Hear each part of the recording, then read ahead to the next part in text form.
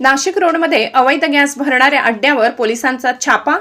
2,11,000चा मुद्देमाल जप्त. चारचाकी वाहनांमध्ये अवैधरित्या घरगुती गॅस भरणाऱ्या अड्ड्यावर गुन्हे शाखा युनिट 2च्या पथकाने छापा टाकत मोठी कारवाई केली. या कारवाईत 63 मोठे व छोटे गॅस सिलेंडर, 3 मोटरसायकल, 3 वजन काटे व रोख रक्कम असा एकूण 2,11,700 रुपयांचा मुद्देमाल जप्त करण्यात आलाय.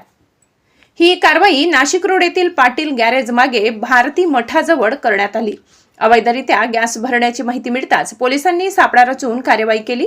या प्रकरणात शिवा दिनेश लोणारे वय 20, शाकीर मोहम्मद शहा वय 25 व नवाज अहमद शहा वय 21 यांना ताब्यात घेण्यात आले असून त्यांच्या कब्जातून मुद्देमाल जप्त करण्यात आला. या तिघांविरुद्ध संबंधित कायद्याअंतर्गत गुन्हा दाखल करण्यात आला. ही कारवाई पोलीस आयुक्त संदीप कर्णिक, पोलीस उपायुक्त प्रशांत बच्छाव तसेच सहाय्यक पोलीस आयुक्त संदीप मिटके यांच्या मार्गदर्शनाखाली करण्यात आली. कारवाईत गुन्हे शाखा युनिट 2चे प्रभारी अधिकारी हेमंत तोडकर, उपनिरीक्षक यशवंत बेंडकोडी, विलास गांगुर्डे, यशवंत सानप, प्रकाश बोडके, चंद्रकांत गवडी, प्रकाश महाजन, सुनील खैरनार आणि प्रवीण वानखेडे यांनी सक्रिय सहभाग घेतलाय.